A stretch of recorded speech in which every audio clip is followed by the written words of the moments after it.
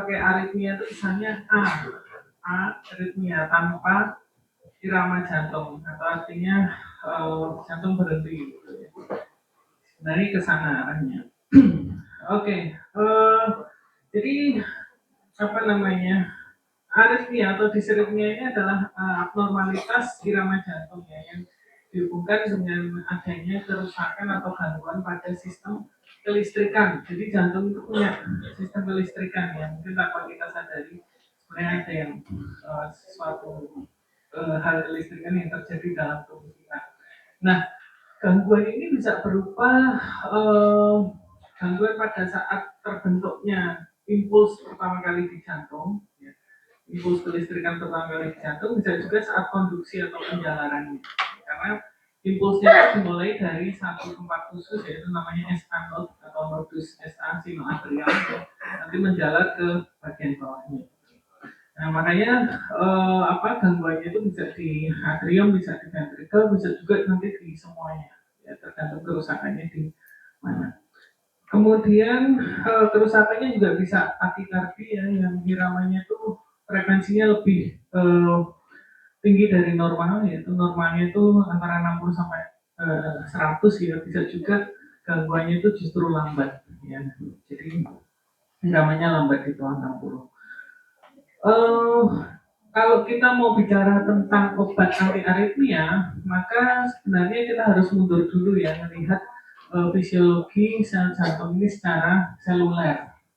Ya, jadi sayangnya mesti saya jelaskan dulu di depan supaya nanti ketika kita belajar obatnya itu lebih lebih nyambung gitu ya, supaya nggak ada yang kelewatan. Jadi namanya peristiwa kelistrikan ya. Kita kebayang kalau listrik itu selalu berhubungan dengan ion-ion gitu. Dan yang terjadi di jantung juga sebenarnya tidak jauh berbeda dengan itu. Jadi peristiwa kelistrikan ini terjadi karena ada gerakan ion, terutama ion natrium, kalium, dan kalsium, ya, yang melintasi membran sel. Nah, itu. Jadi ini di level seluler. Jadi kalau mau dilihat nanti soalnya obat-obat anti aritmia itu dikembangkan juga berdasarkan ini nanti sifatnya untuk menghambat pergerakan sel-sel ion ini dalam melintasi membran. Jadi nanti ion-ion ini melintasi membrannya itu lewat kanal khusus, ya, ada saluran khusus itu yang ada pintunya. Nah, tentunya ketika ion-ion ini bisa lewat, ada hal-hal yang bisa men-trigger atau merangsang ya, yaitu adanya perubahan voltase dan juga rangsangan kimiawi. Kemudian untuk ion natrium dan kalsium Na dan Ca itu punya dua pintu kanalnya, ya, kanalnya punya dua pintu. Sedangkan yang kalium nanti hanya ada satu pintu. Jadi masing-masing ion tuh punya pintu sendiri. Dia nggak, misalnya ion natrium ini dia nggak bisa lewat kanal ion kalium, jadi harus lewat pintunya sendiri. Ya. Jadi mereka mengenali pintunya sendiri. Nah, yang dua pintu itu nanti ada pintu yang sifatnya aktivasi dan inaktivasi. Ya. Jadi yang aktivasi itu letaknya lebih agak keluar gitu ya, mungkin gambarnya ini ya. Jadi ini bagian luar sel, ini membrannya, ya, ini bagian dalam sel sitoplasmanya. Ya. Nah, ini yang satu pintu yang kalium ya, ini hanya ada satu saja aktivasi aja ya. Ini buka tutup ya, nanti kalau ini membukanya itu turun ini, otomatis ini nggak ada yang ngeblok ya. Nanti ion kalium yang kebanyakan tuh berada di sitoplasma nanti akan bisa keluar dari sel ya, lewat kanal kalium yang satu pintu ini. Nah, di sisi lain pada saat yang hampir bersamaan ada ada kanal kalium dan kanal natrium dan kalsium ya, yang punya dua pintu yang pertama ini untuk aktivasi, pintu yang kedua untuk inaktivasi. Jadi kalau kanal natrium dan kalium ini fungsinya justru memasukkan natrium dan kalsium ya untuk bergerak dari luar sel masuk ke dalam selnya itu sendiri. Ya, kalau ini tadi kalium keluar atau istilahnya itu efflux. Kalau natrium dan kalsium influx yang masuk ke dalam sel. Nah, ini pada posisi istirahat, ya, jadi meskipun peristiwa listrik itu continue itu ya, tapi ada breaknya, ada istirahatnya, ada jedanya gitu. Posisinya seperti ini, yang aktivasi itu menutup, ya, yang inaktivasi ini membuka. Ya. Nah nanti ionnya itu belum bisa lewat sini, ya ini harus nunggu yang gate aktivasinya ini harus terbuka terlebih dahulu. Ya, terbuka lebih dahulu seperti ini, ya mungkin sekian detik setelahnya akan mulai terbuka sehingga ion-ionnya bisa keluar natrium dan kalsium ini. Nah nanti begitu ini terbuka, gantian yang bawah inaktivasi ini gantian menutup. Ya, jadi ada dua gate ini. Jadi ini sistem apa ya, semacam pengamanannya lebih ketat gitu. Nah, ketika terjadi pembukaan gate aktivasi yang pertama, ini terjadilah yang namanya proses depolarisasi. Ya. Kemudian ketika ini nutup, yang gate inaktivasi ini tutup, terjadilah yang namanya repolarisasi. Nah, nanti setelah ini selesai, akan balik lagi ke kondisi resting, menunggu stimulus atau impuls selanjutnya. Terus berulang terus seperti itu. Nah, khusus untuk Na channel, kanal natrium itu tadi ya ketika teraktivasi ini sama-sama buka ya, sama-sama buka terjadi depolarisasi tadi. Tapi ketika mulai inaktivasi, ini mulai nutup lagi, ya ini yang inaktivasinya nutup, aktivasinya masih terbuka tapi sebentar kemudian langsung ikut nutup. Ini repolarisasi. Nanti ketika direkam gerakan pergerakan ion itu dalam satu sel aja, nanti hasil rekamannya akan seperti ini. Mirip EKG tapi ini bukan EKG. Jadi ini hasil rekam pergerakan ion ion listrik dalam jantung. Ya. Kalau fase resting tadi justru dia fase keempat ya, jadi masih di sini diem ionnya, kemudian depolarisasi, kemudian mulai repolarisasi, sampai turun, kemudian resting lagi, ya seperti itu. Nah ini sebenarnya rekaman dari satu sel aja, satu sel jantung. Nah kalau bedanya dengan EKG apa? Nah, kalau EKG itu dia udah merekam jantungnya sebagai sebuah organ. Jadi jutaan sel jantungnya itu udah ikut terekam sekaligus. Nah, ini sebenarnya tidak apa ya? Ini sebenarnya pergerakannya ini juga tidak beda jauh dengan EKG. Nanti ada konversinya di mana depolarisasi ini menunjukkan kompleks QRS. Ya, sementara yang fase repolarisasi komplit ya sebelum resting lagi ini menunjukkan kompleks menunjukkan gelombang T. Jadi kok bisa ion tadi bergerak ya? Ternyata ya ada triggernya. Jadi dia tidak bergerak aja, tadi sudah saya katakan di sini ada perubahan voltase dan ada rangsangan kimia.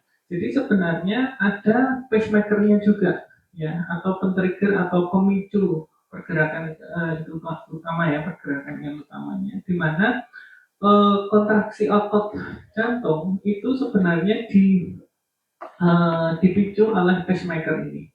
Ya, jadi ada sel jantung khusus yang namanya pacemaker.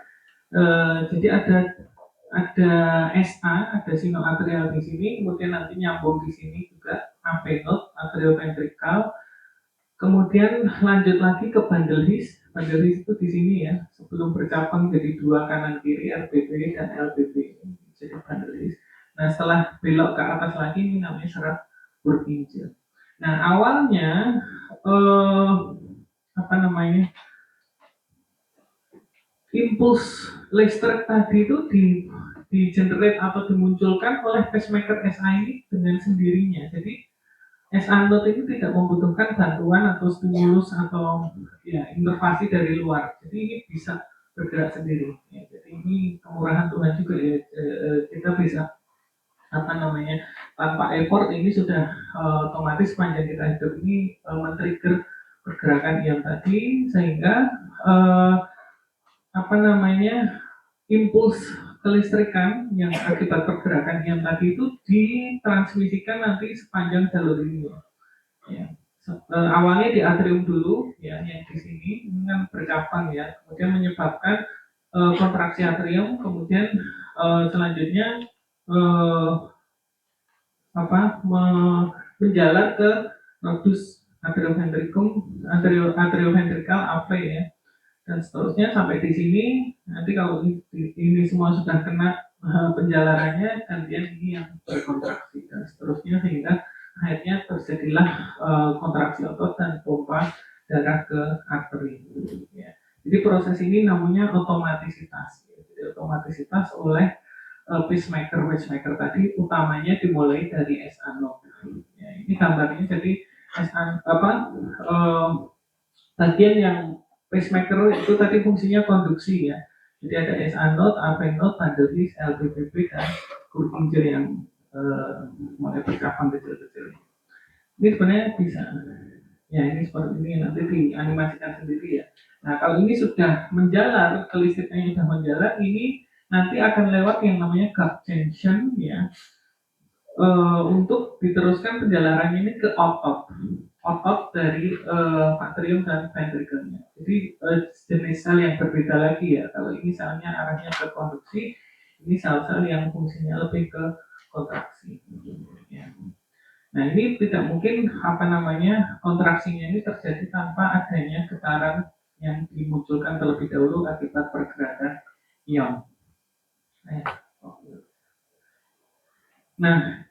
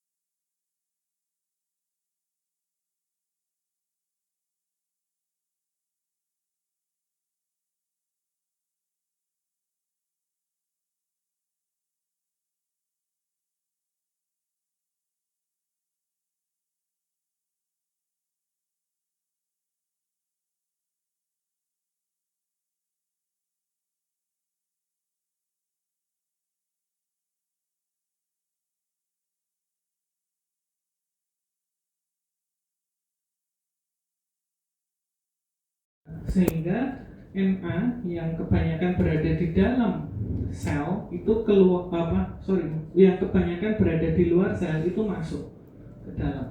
Jadi karena dia membukanya cepat, berbondong-bondong ion Na ini masuk ke dalam sel. Istilahnya rapid Na influx. Nah setelah itu nanti kanal Na mulai diinaktivasi, dan di saat yang bersamaan ada lagi kanal kaliumnya membuka gitu ya. Jadi ini membuka memungkinkan kalium-kalium yang berada di dalam sel itu keluar. Jadi kaliumnya efflux, tapi effluxnya belum banyak. Nanti sebentar kemudian diikuti lagi kanal Ca-nya membuka. Nah, jadi ini berurutan cepat sekali ya, dalam sekian milidetik itu.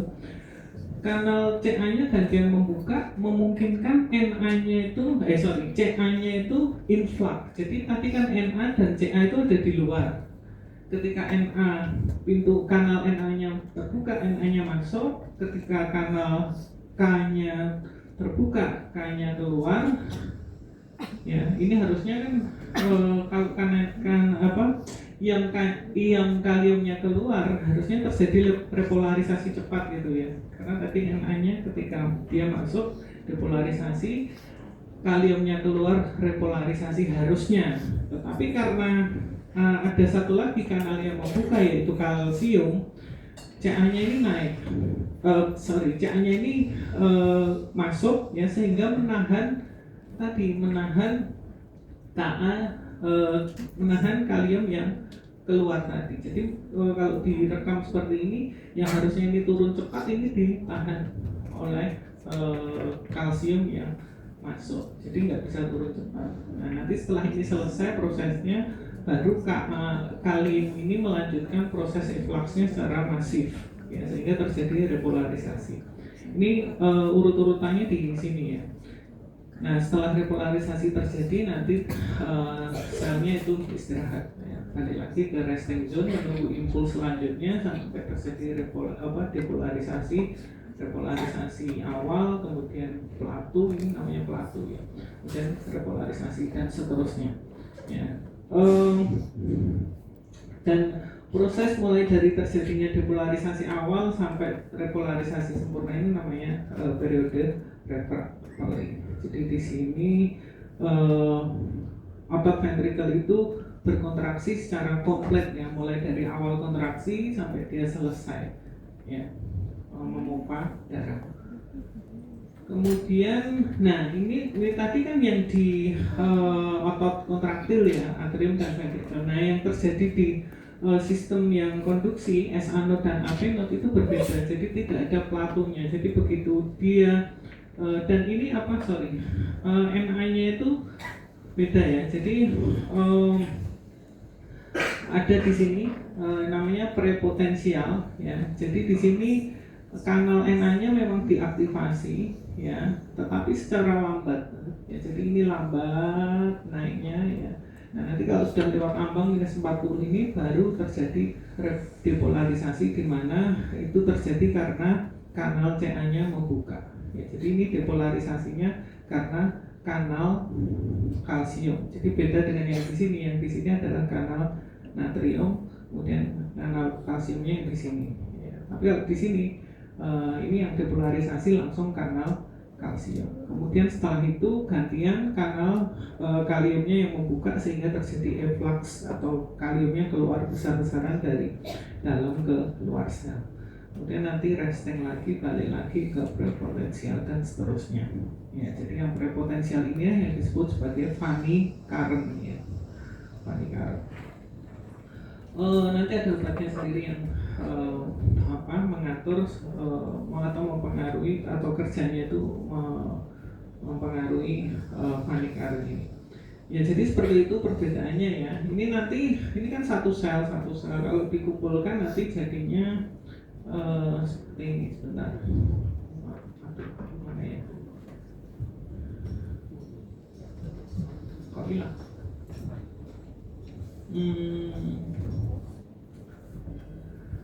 Ya, kalau dikumpulkan semuanya akhirnya terjadi urut-urutannya seperti ini ya. Dan kalau mapping kandidat akan dengan EKG-nya terlihat seperti ini ya. Jadi gelombang P itu akibat depolarisasi ya, akibat masuknya yang kalsium ya.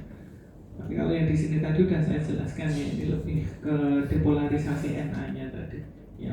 Jadi QRS balik lagi ke sini ya. Nah ini ya, saya ingin menunjukkan kanalnya itu sendiri-sendiri. Ini yang merah ini kanal kalium, ini kanal natrium, yang oranye ini kanal kalsium. Jadi lewatnya sendiri-sendiri. Ini CA ini nggak bisa lewat yang merah karena yang merah ini kanal kalium ya, dan seterusnya. Nah kemudian ini ada singkatannya, jembatan keledainya ya. Intinya kalau yang di sel kontraktil tadi ya, ini depolarisasi itu adalah ada summit ya, summit itu S ketemu S sodium ya. Jadi naiknya itu karena pergerakan ion natrium. Jadi natrium kan dalam bahasa Inggrisnya sodium ya. Jadi summit sodium, kemudian nanti ada fase repolarisasi awal. Ini harusnya repolarisasi ya. Repolarisasi di mana ada ini potasiumnya atau kaliumnya itu mulai keluar. Jadi kalium bahasa Inggrisnya potasium ya. Plamet itu mulai turun, potasium terjadi repolarisasi awal, kemudian C continue itu untuk kalsium. Ya, ini tadi menahan ya. Jadi sebenarnya kaliumnya itu keluar, tapi di satu sisi ditahan oleh kalsium sehingga hasil rekamnya ini tadi tidak bisa langsung turun tapi tertahan naik oleh kalsium. Di sini terjadi kontraksi otot ventricle ya. Kemudian baru mulai repolarisasi yang sebenarnya yaitu plamet dari potasium lagi. Jadi SPC. Nah ini pergerakannya ya. Jadi natrium influx, kalium kaliumnya efflux, kalsiumnya influx, kaliumnya efflux lagi. Ya, termapnya seperti ini.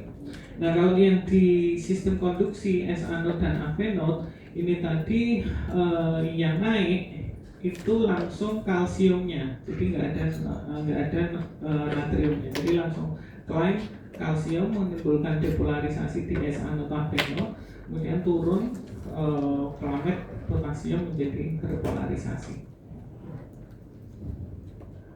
Ya ini tadi sudah dijelaskan, saya skip juga ya. Ini juga saya skip. Nah sekarang patofisiologinya. Jadi secara seluler tadi ada gangguan kelistrikan, gangguan pergerakan keluar masuknya ion di lewat membran sel.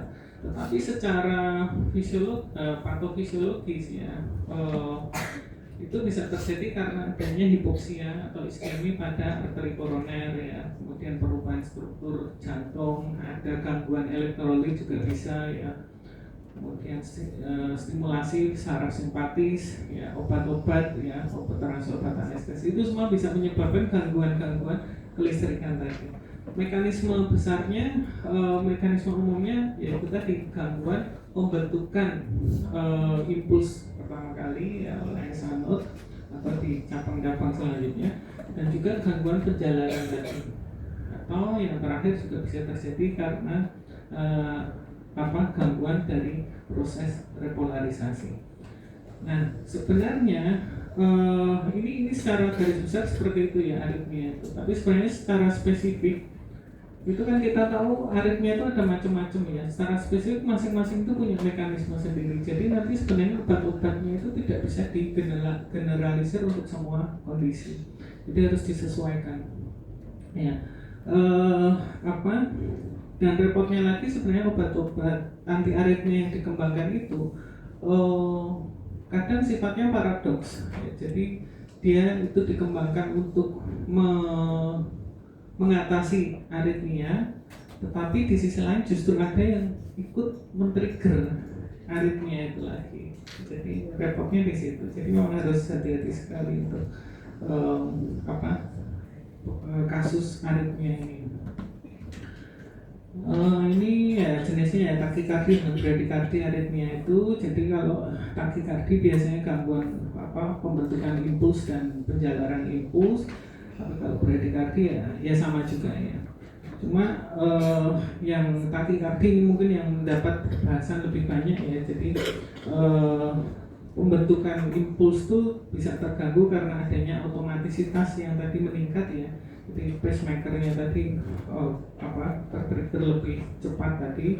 Kemudian bisa juga karena after depolarisasi. Mungkin nanti gambarnya setelah ini. Kalau konduksi biasanya karena gangguan konduksi itu karena ada peristiwa re-entry. Jadi gambarnya seperti ini ya. Jadi kalau otomatisitasnya meningkat itu ini ke trigger lebih cepat ini. Funny entry-nya ini funny current-nya ini yang memendek gitu. Jadi depolarisasi dan depolarisasi terjadi lebih cepat. Harusnya kalau dia normal kan di sini ya baru naik terus ke kurvanya itu baru naik di sini ya. Tapi ini karena ada gangguan otomatisitas dia memendek dan terjadi lebih cepat. Kalau after depolarisasi belum sempat terjadi repolarisasi sempurna, ini sudah muncul lagi depolarisasi, jadi naik seperti ini. Bisa di awal, bisa juga setelah sempurna terus muncul depolarisasi yang lebih awal sebelum depolarisasi yang normal ya. Ini yang gangguan konduksi karena re-entry ya, jadi DSA node ya. Yang harusnya tadi menjalar ke bagian bawahnya, ke AV node, ke bundle his dan seterusnya, ini malah balik ke atas, jadi balik lagi ke atas, jadi re-entry. Ini bisa di AV node, bisa juga di jaringan ventrikuler. Nah sekarang kita bicara tentang obatnya. Jadi mungkin mohon maaf tadi intronya agak panjang. Ya, jadi untuk aritmia ini sebenarnya banyak sifatnya itu yang ringan ya. Jadi tidak butuh obat. Ya, sebisa mungkin kalau mengatasinya itu sebisa mungkin dengan cara mencari penyebabnya, dicari penyebabnya, kemudian diatasi penyebabnya. Tetapi ada kalanya juga aritmia ini bersifat sedang sampai berat ya, sehingga memang ya mau nggak mau harus pakai obat gitu. Ini tadi yang saya katakan ya paradoks dari antitis aritmia tadi. Di satu sisi dikembangkan untuk mengatasi aritmia, tapi di sisi lain mereka ternyata juga punya efek samping dalam tanda kutip yang justru men-trigger aritmia. Ya, jadi malah memperberat aritmianya itu sendiri. Dan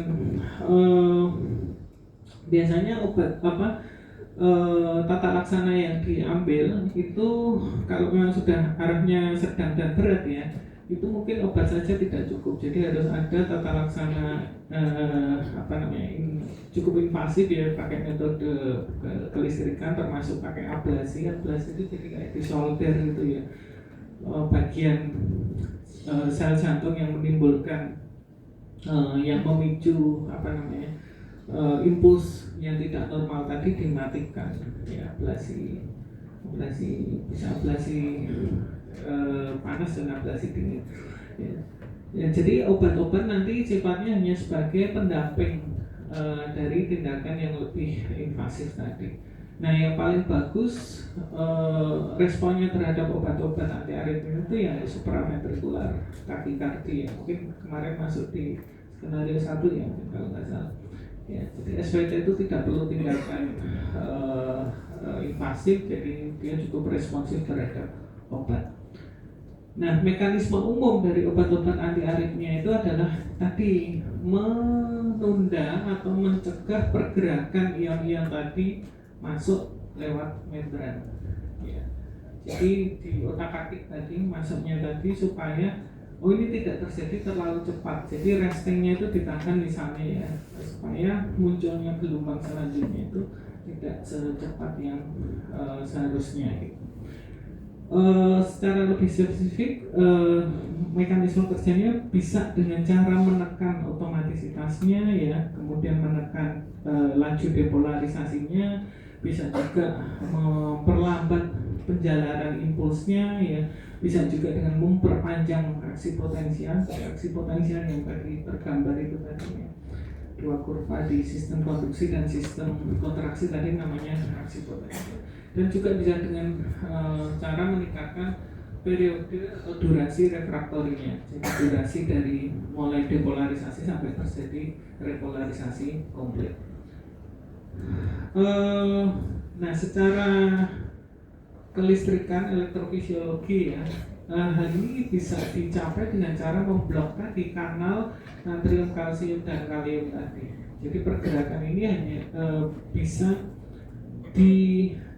bisa terjadi ketika kanalnya tadi diblok. Nah, inilah yang menjadi dasar pengembangan obat-obat anti aritmia. Ya. Kemudian, nah ini pembagian dari obat-obat anti aritmia ya. Jadi ada sistem kelas yang dikembangkan oleh Vaughan Williams, ada 4 sebenarnya, cuma yang kelas 1 ini dibagi lagi menjadi 3. Kemudian sisanya masuk di miscellaneous ya, masuk di other gitu. Nah ini 1, 2, 3, 4 ini kalau saya punya jembatan keledai biasanya ini nabrak kaca ya, Na, beta, kalium, dan kalsium ya. Jadi Na kanal Na blocker, beta reseptor blocker, kanal kalium blocker, dan kanal kalsium blocker. Nah, tadi yang Na tadi kan dia depolarisasi ya, dia menimbulkan depolarisasi pada ventricle. Ya, jadi ini lokasinya dulu, yang 1 sama 4 itu di ventricle ya. Sedangkan yang kelas 2 dan kelas 4 itu di sistem konduksi, yaitu di sistem SA dan PA node ya, nodus SA dan PA. Nah, yang di ventrikular kan tadi terjadi depolarisasi ya, akibat Na-nya tadi influx. Nah, ini yang oleh obat kanal Na blocker ini dicoba ditahan ya. Jadi fase 0 depolarisasinya tadi dicoba lambatkan gitu, dan repolarisasinya juga diperpendek. Ini yang untuk 1B, ini yang untuk 1A. Kemudian yang 1C ini lebih lagi ya, jadi lebih kuat dari 1A.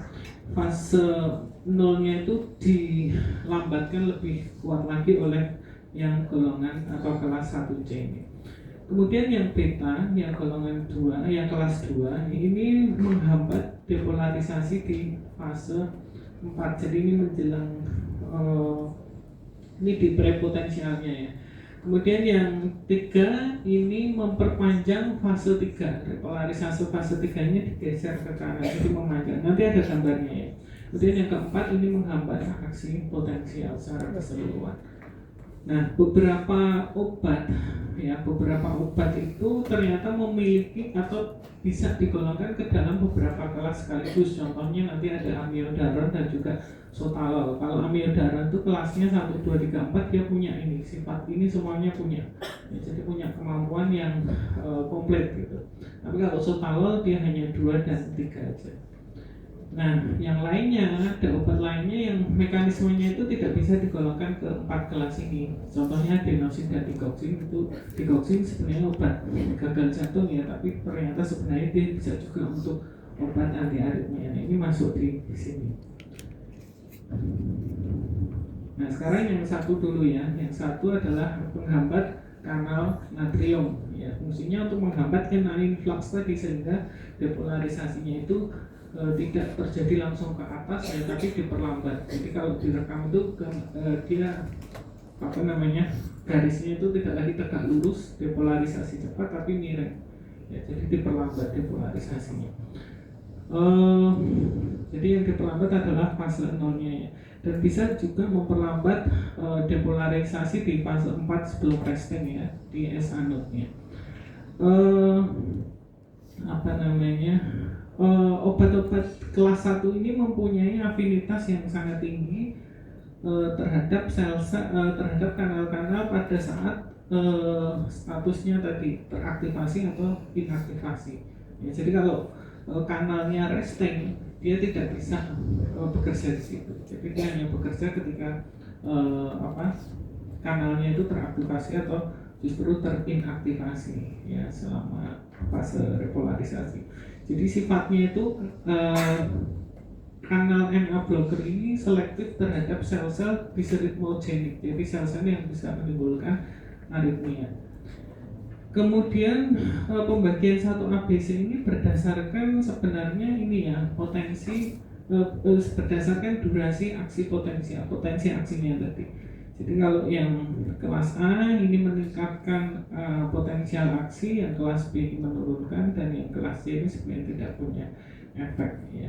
Dan nanti menurut sifatnya juga yang 1C ini dia sifatnya itu disosiasinya itu lambat. Artinya disosiasi itu adalah tadi obat itu kan sebenarnya punya afinitas nempel ke reseptor ya. Nah, tetapi ada yang disosiasinya itu lambat. Jadi dia nempelnya itu lama, lepasnya itu lambat. Jadi disosiasi itu lepas dari reseptornya itu lambat. Akibatnya apa? Akibatnya efek obat itu jadi lebih kuat karena dia lebih lama bekerja ya, karena nempel tadi. Itu yang 1C. Jadi semakin ke B semakin ke A itu semakin lemah ya. Nah ini tadi ya, ini depolarisasinya di fase 0 ini coba diperlambat oleh inhibitor kanal NA ini ya. Jadi proses pada saat aktivasi dan ini pada saat inaktivasi ya. Jadi dia obatnya itu tadi sensitif terhadap fase ini, fase 0 dan 1, 2, 3. Nah, ini yang 1 ABC tadi ya. Jadi yang 1A itu tadi disosiasinya lambat, yang 1B cepat, yang 1A itu apa namanya ya lambat ya, atau menengah. Kemudian yang 1B cepat, yang 1C sangat-sangat lambat. Nah, akibatnya ketika yang sangat lambat ini maka sifatnya tadi obatnya efeknya efek blokade konduksinya, jadi penjalarannya diblokkan supaya nggak cepat. Ini sifatnya menjadi sangat kuat. Nah, kemudian diikuti oleh yang 1A baru kemudian 1B. Jadi 1B ini yang paling lemah ya. Kemudian nah ini yang 1A, contoh obatnya adalah ini yang mungkin paling banyak dipakai yang prokainamid ini ya.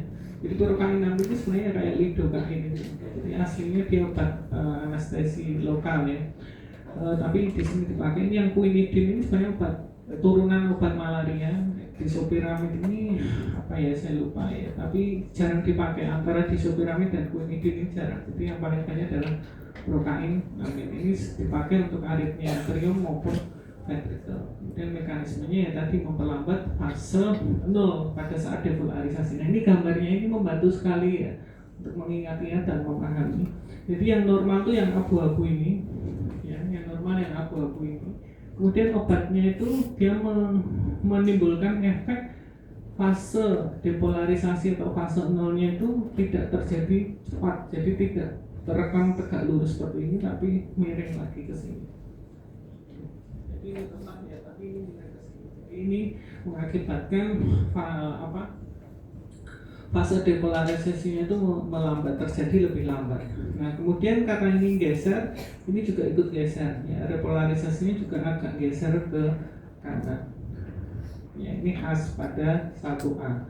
Nah yang terjadi sebenarnya adalah ini tadi kanal ya, ini tadi kan ada kanal, di sini ada kanal kalsium ya, di sini ada kanal kalium, ini kanal natrium ini diblok oleh obatnya, diblok oleh obat kelas 1A ini, sehingga natrium-natrium tadi tidak bisa masuk ke sini, atau walaupun bisa masuk ini lambat ya, tidak secepat biasanya. Makanya ini tadi muncul depolarisasinya juga lambat ya. Proses ini tadi melambatkan depolarisasi sekaligus repolarisasi ini tadi berakibat sebagai ini peningkatan durasi aksi potensial dari sini ke sini ya. Nah kemudian efek sampingnya ini ada efek antimuskarinik ya. Terus kalau yang 1B ini lidocaine atau nama lainnya lignocaine ya, sama saja lidocaine dan lignocaine. Ini efeknya itu tidak sekuat yang 1A tadi ya. Jadi ini kita lihat yang merah ini dia menggeser depolarisasinya itu tidak sebanyak yang tadi 1A. Jadi dia menggeser tapi sedikit gitu ya. Nah, tapi dia lebih banyak di sini ya, fase repolarisasinya ini ya. Jadi ini yang normal adalah yang abu-abu. Nah, efek utama yang kelas B ini justru yang merah ini ya, yang harusnya di fase 4 itu terjadi lebih lama. Normalnya terjadi di sini ya, tapi ini justru maju lebih lebih maju gitu, terjadi lebih awal ya. Nah, ini justru menurunkan aksi durasi dari aksi potensialnya ya. Kemudian ini efek sampingnya ya, kalau lidokain dosis rendah justru depresi CNS, tapi kalau dosis tinggi justru stimulasi. Ini sama ya, masih sama-sama memblok kanal NA-nya ya. Kemudian yang kelas 1C, nah ini kelas 1C ini dia tandanya khasnya adalah dia memblok kanal natrium itu dengan lebih ini lagi. Jadi efek atau kekuatan untuk memperlambat depolarisasi itu jauh lebih kuat lagi dari yang 1A tadi. Jadi kalau 1A tadi segini ya, 1C itu segini. Yang 1B sedikit banget. Jadi dia yang 1B ini lebih ke fase repolarisasinya efeknya. Nah, kalau yang 1A tadi agak menggeser repolarisasinya ya, tapi kalau yang 1C ini dia nggak ngaruh. Jadi dia memang lebih fokus di penggeseran repolarisasi ini. Jadi lebih lambat. Ini obatnya ada flecainid ya, yang paling banyak dipakai. Flecainid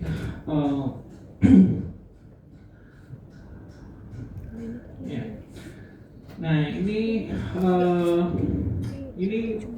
gambar skematis efek obat-obatnya tadi yang kelas 1A, 1B, 1C kita lihat ya. Yang 1A ini menggeser depolarisasinya dan juga repolarisasinya ya.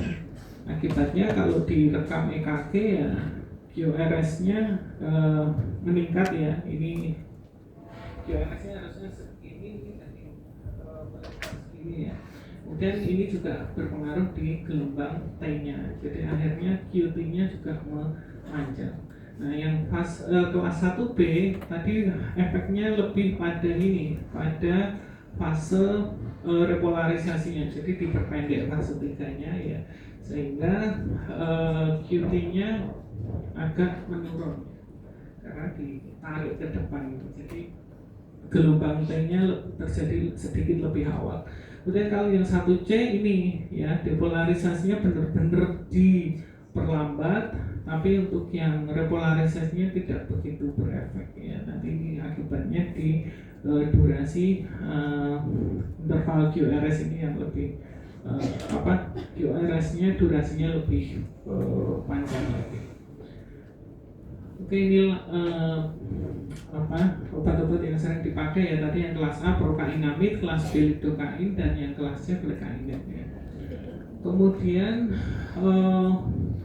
nah sekarang kita yang kelas B ya. Kelas B tadi nabrak kaca ya, yang kelas 2 berarti B, beta blockers ya. Jadi di sini yang paling sering dipakai propanolol ya, esmolol juga sering ya. Nah, yang sotalol ini saya kasih blok seperti itu karena sebenarnya dia juga masuk di kelas 3 ya. Jadi dia nanti masuk juga di kelas 3. Nah, ini mekanisme kerjanya lewat stimulasi reseptor beta. Jadi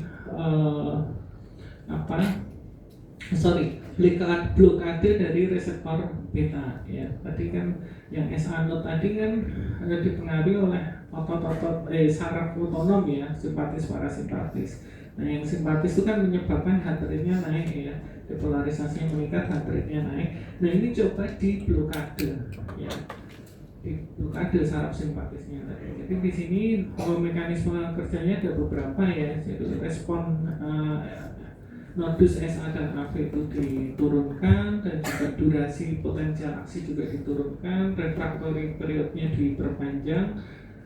Kemudian sifat eksitabilitas dari membran sel otot jantung, sel-sel jantung ini distabilisasikan sehingga tidak gampang tertrigger oleh S-anodnya tadi. jadi menurunkan otomatisitas dari pacemakernya. Kemudian efek samping yang sering ya, karena ini juga obat anti hipertensi ya, makanya dia bisa menimbulkan hipotensi dan juga bradikardi ya. Kemudian bronkospasme juga bisa, dan ini tidak boleh dihentikan dengan mendadak, karena nanti kalau dihentikan dengan mendadak ini justru akan men-trigger terjadinya aritmia, terutama ventricle aritmia ya. Atau bisa juga muncul AMI ya, ini ya, AMI atau ventricle aritmia.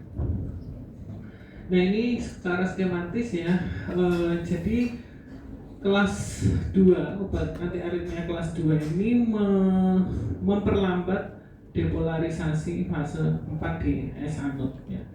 Jadi ini kan setelah depolarisasi karena perpindahan influx dari Ca, kemudian tadi efflux dari kalium ya, kemudian ini resting tapi sekaligus depolarisasi awal ya. Jadi Vannicaran ini tadi kan lambat sekali ya. Ada pergerakan yang lambat untuk akhirnya mencapai threshold sebelum akhirnya depolarisasi yang sebenarnya oleh perpindahan atau pergerakan ion kalsium ya. Jadi di sini ini diperlambat. Yang harusnya di sini sudah mulai ya, ini diperlambat sehingga baru mulai di sini.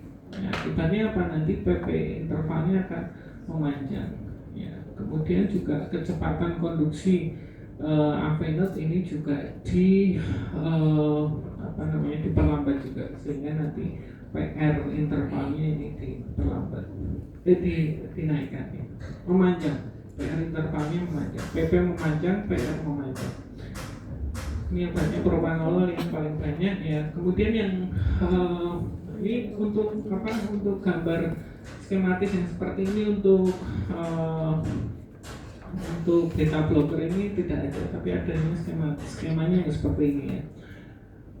Kemudian yang kelas 3 ya, yang penghambat kanal kalium. Nah ini ada di sini yang mungkin nanti paling sering kalian jumpai kalau udah koas ya, amiodaron. Amiodaron itu paling khas di kelas 3 ini, dan amiodaron itu dia spesial karena dia sebenarnya selain di kelas 3 dia juga memiliki sifat-sifat kelas 1, 2, dan 4. Jadi dia komplit, paket komplit obat ini. Kemudian ada sotalol. Sotalol tadi sebenarnya masuk kelas 2 kan, tapi di sini disebut lagi. Kemudian ada dronedarone dan dobutilin ya. Ya, jadi sotalol ini untuk pencegahan aritmia ventricle dan supraventrikular ya. Jadi SVT bisa. Kemudian yang amiodaron ini lebih ke takikardi di atrium dan ventricle ya.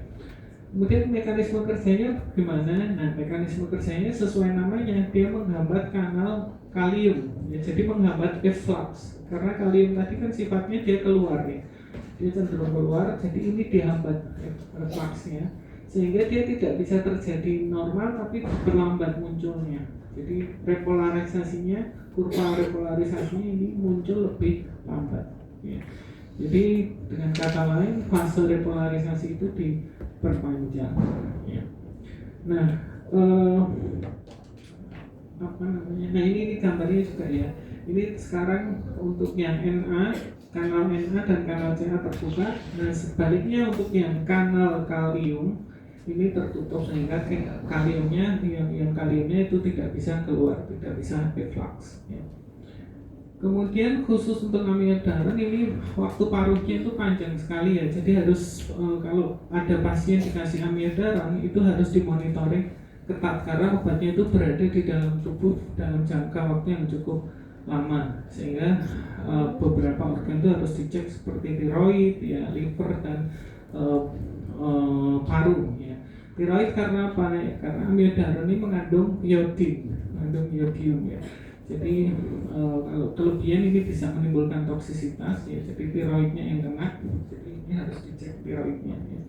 Kemudian X-ray juga harus dilakukan secara rutin ya, karena ini amiodaron juga bisa menimbulkan toksisitas pada paru ya. Nanti ditandai dengan sesak nafas dan batuk kering.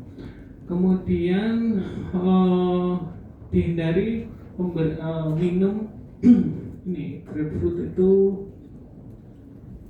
jus jeruk bali itu ya, jeruk bali itu grapefruit.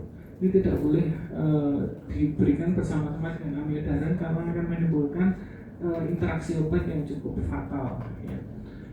Kemudian yang sotalol ini tadi mirip yang ini tadi ya, jadi beta blocker karena dia sotalol beta blocker tidak boleh dihentikan secara mendadak karena bisa justru men-trigger AMI dan ventricular aritmia.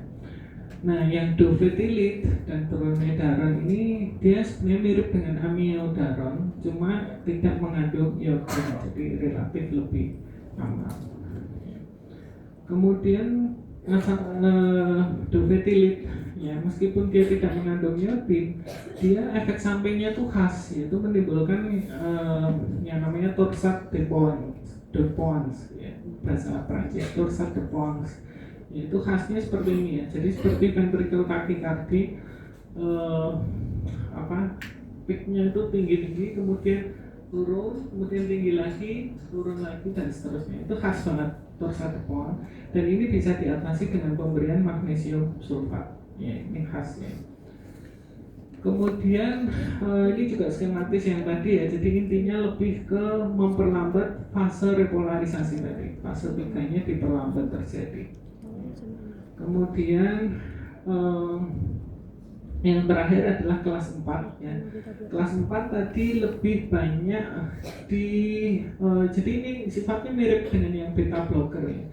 Jadi ini ada seperti mungkin kalian pernah diajari obatan hipertensi ya, kan ada CCB juga, channel blocker ya. Jadi obatnya adalah diltiazem dan verapamil. Ini juga sebenarnya obat anti hipertensi, tapi ternyata bisa juga dipakai sebagai obat anti aritmia. Nah, di sini cara kerjanya adalah dengan menekan aktivitas SA dan AV nodes ya. Kemudian memperlambat depolarisasi pada ini untuk influx CA-nya ya. Jadi dia tadi ini kan gambarnya untuk ini ya, kurva yang untuk SA node ya, yang untuk konduksi ya. Ini beda dengan yang ini tadi. Kalau ini tadi kan lebih di ventricle ya. Yang awal tadi ini juga lebih di ventricle. 1 dan 3 itu lebih ke ventricle ya gambarnya. Tapi kalau yang 4 ini lebih ke sistem konduksi. Jadi ini tadi kan depolarisasinya bukan NA tapi lebih ke CA ya. Nah, ini CA-nya ini yang dihambat ya. Jadi dari fase 4 ke depolarisasi ini diperlambat ya. Akhirnya terlihat di sini kurvanya juga agak miring ke sini ya. Sementara yang repolarisasinya tidak banyak berubah ya. Kemudian ini gambarnya, ini kanal CA-nya ditutup ya. Yang terbuka sekarang yang kalium dan yang natrium. Natriumnya mana kok nggak ada? Oh ya, natriumnya nggak ada ya. Jadi ini karena dia di S-anode ya. S-anode tuh natriumnya tidak begitu dominan ya, dia hanya menimbulkan funny current tadi. Ini mirip skemanya dengan yang beta blocker tadi ya, jadi sama-sama bisa meningkatkan, kalau dilihat EKG-nya memperpanjang interval PP dan PR. Oke, nah nanti sisa obat yang lain yang tidak masuk di klasifikasi 1 sampai 4 itu nanti ada adenosin, ada magnesium ya.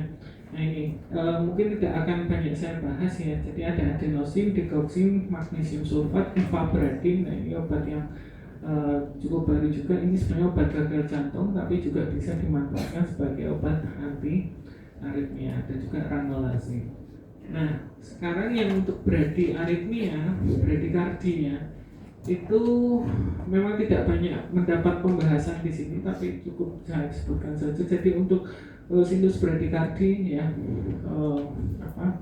bradikardi atrium dan ventricle itu bisa diatasi dengan atropin ya. Jadi atropin ini untuk nanti arahnya ke menstimulasi reseptor beta, jadi simpatisnya di ini sehingga heart rate-nya juga nanti meningkat. Kemudian untuk cardiac arrest yang EKG-nya itu asistol yang flat itu, ini sebelum dilakukan RCP bisa disuntikkan terlebih dahulu epinefrin dan adrenalin. Jadi ini bukan heart block total, ini udah cardiac arrest pakai adrenalin.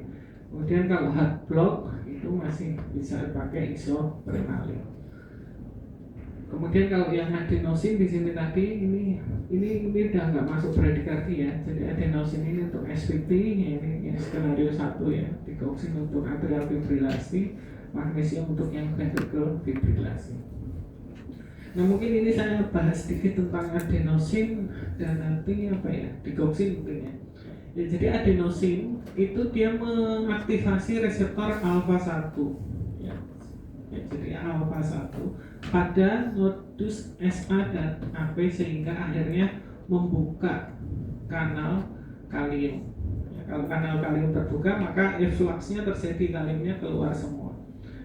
Tapi bisa juga adenosin ini kemungkinan menghambat influx CA juga bisa, tapi lebih banyak di sini ya, lebih banyak ke meningkatkan influx kaliumnya sehingga terjadi hiperpolarisasi. Jadi setelah repolarisasi harusnya dia mentok di bawah sini, tapi ini turun lagi sampai minus gitu sehingga disebut hiperpolarisasi. Adenosin ini secara klinis disebut sebagai defibrillator kimiawi ya, kimiawi. Jadi fungsinya seperti alat defib tapi lebih arahnya itu ke lebih ke ini ya, tadi pergerakannya yang sehingga disebut defibrillator kimiawi ya. Kemudian ini bisa juga untuk dipakai sebagai apa namanya, alat diagnostik ya. Jadi justru obatnya itu untuk ngetes ini SPT atau WCT itu white complex tachycardia. Jadi kalau dikasih adenosin kemudian berhenti takikardinya berarti positif SVT. Tapi kalau tidak berhenti berarti WCT white complex tachycardia. Kemudian ini diberikan secara intravena ya, adenosin ya. Jadi jangan dipikir adenosin itu oral, ini intravena. Tapi untungnya dia waktu paruhnya itu sebentar, jadi dia langsung dia hanya berada sebentar aja di dalam tubuh ya, sehingga ini toleransinya cukup baik ya, karena tidak lama-lama di dalam tubuh. Kemudian digoxin ya, digoxin itu sebenarnya pada gagal jantung tapi bisa juga untuk atrial fibrilasi ya. Jadi ini mekanisme kerjanya agak sedikit berbeda. Jadi dia menghambat pompa, jadi pompa bukan ionnya tapi pompanya yang menghambat pompa natrium kalium yang membantu pergerakan influx dan efflux dari natrium dan efflux dari kalium. Jadi meskipun tadi natrium itu bisa masuk ke ya, natrium itu bisa bisa masuk secara mengikuti gradien gravitasi ya, atau gradien perubahan konsentrasi dalam dan luar sel, tapi sebenarnya dia dibantu juga keluar masuknya ini oleh pompa natrium kalium ini. Jadi pompanya itu membantu fosforilasi ya, yang membantu perpindahan ion tadi. Kemudian mekanisme kerja selanjutnya juga memblok kanal kalsium ya, dan membuka kanal kalium ya. Jadi ini lebih ke memudahkan efflux kaliumnya, jadi memudahkan repolarisasi. Akhirnya menjadi hiperpolarisasi, jadi repolarisasi tapi terus sampai ke bawah sehingga hiperpolarisasi. Kemudian juga men-trigger saraf parasimpatis. Jadi kalau yang simpatis tadi kan dia fungsinya mempercepat heart rate ya, ini justru diperlambat di ini. Kemudian magnesium sulfat. Nah, ini magnesium sulfat ini khusus untuk mengatasi tadi torsadepon tadi ya. Torsadepon akibat pemberian apa tadi? Dofetilit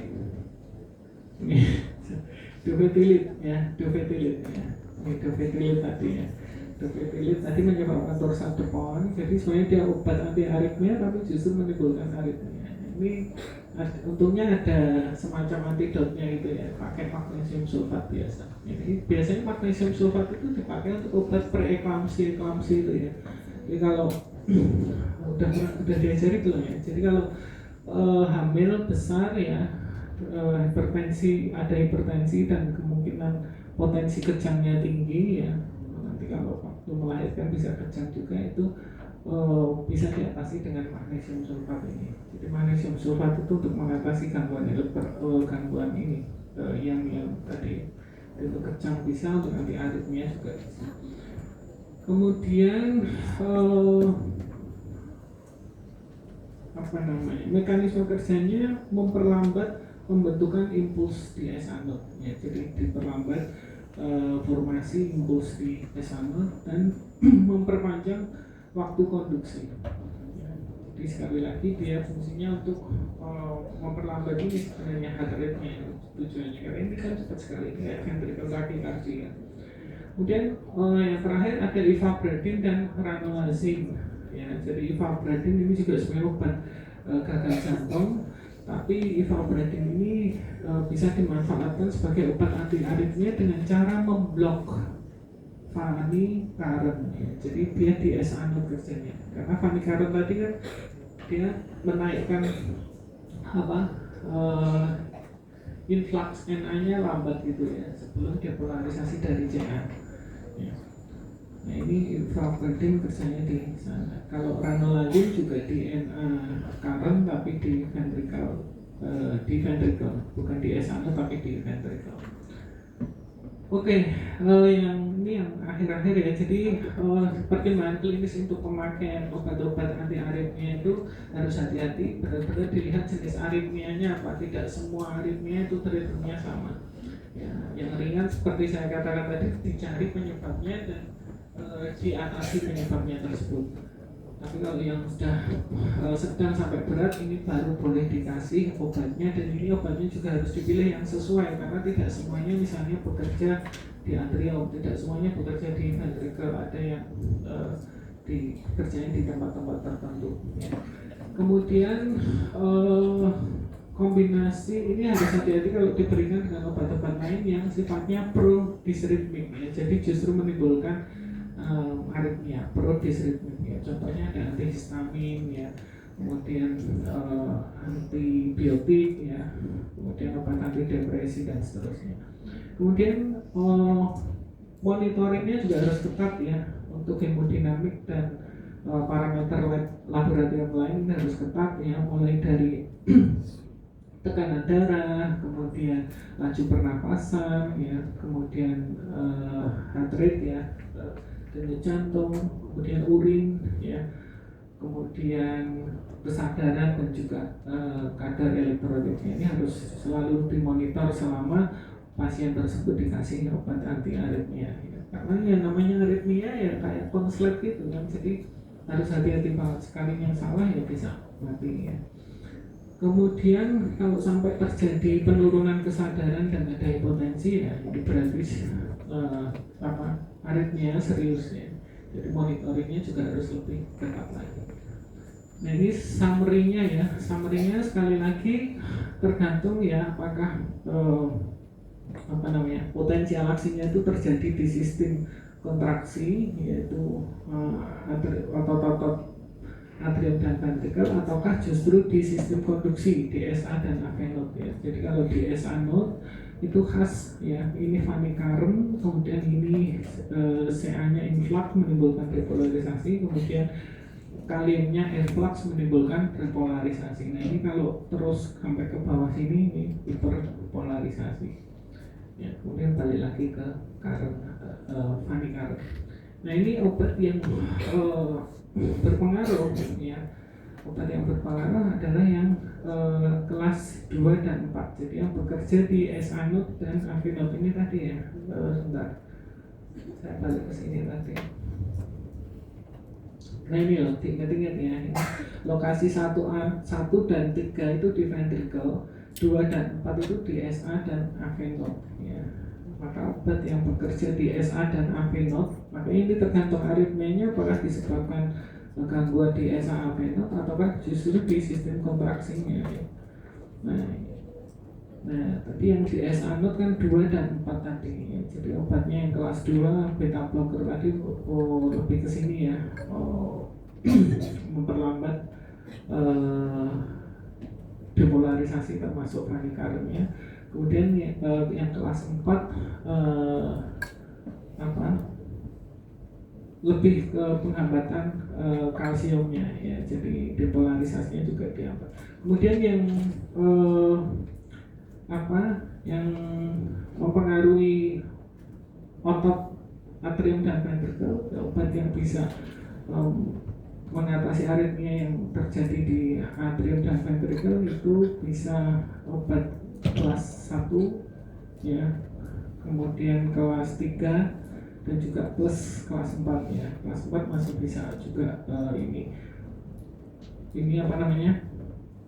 pelatunya ini juga dipengaruhi oleh kelas 4. Jadi tadi kalau di tabel yang depan tadi kan atrium dan ventricle lebih dipengaruhi oleh kelas 1 dan 3 ya, tapi ini kelas 4 juga bisa masuk. Nah, ini sekarang perbedaannya ya. Jadi yang kelas 1 yang kanal NA blocker itu ada 1A, 1B dan 1C.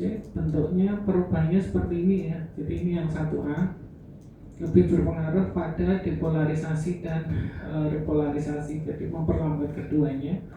Yang B, ini yang C dulu, yang C dia depolarisasinya lebih kuat lagi, tapi repolarisasinya tidak banyak pengaruh ya, tidak banyak dipengaruhi. Kemudian yang B, nah sekarang baru balik ke B. Yang B ini lebih ke repolarisasinya dipercepat, berpendek ya. Sementara depolarisasinya tidak banyak dipengaruhi ya. Kemudian yang kanal kalium blocker ini lebih mirip dengan yang